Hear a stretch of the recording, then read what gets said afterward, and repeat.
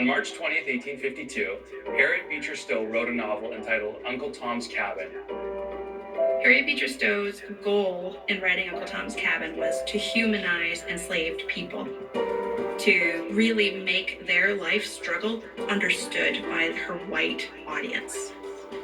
The fact that she was a white woman, growing up in an intellectual family, a family of a Presbyterian minister, gave her license to tell a story that would garner sympathy.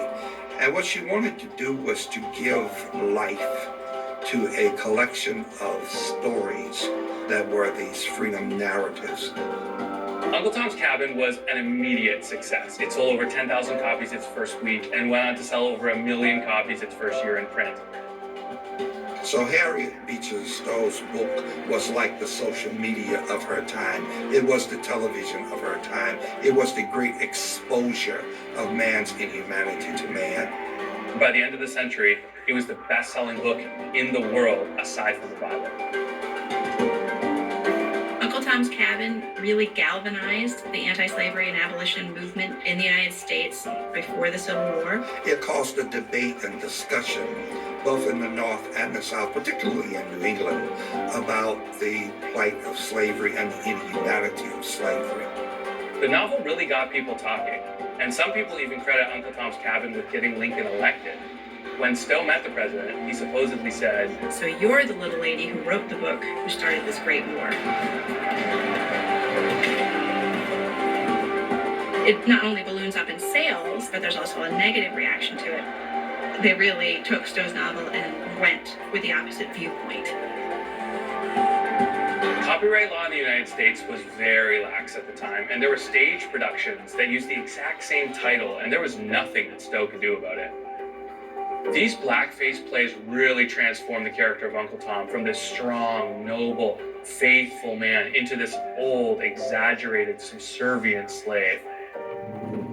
In talking about Uncle Tom, we have to be careful because it has a legacy rich in racism. Some people saw in Uncle Tom as being a compromiser, a person who sold himself or herself out, when in reality, the Uncle Tom was the person who learned how to maneuver two different worlds. The term Uncle Tom has become this derogatory term, but really the character was never written to be that way. Many people in the South said that Stowe's novel painted an unrealistic picture of plantation life, but Stowe wasn't exaggerating it at all.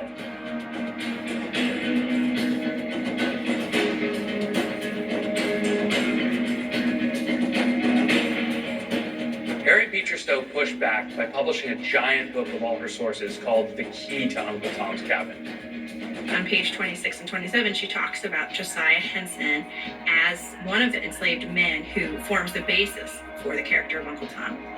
Henson's life story was integral to Uncle Tom's Cabin. When I learned that the main character of Uncle Tom was based on a real person, I had to know more. Who was Josiah Henson? How had I never heard of this man?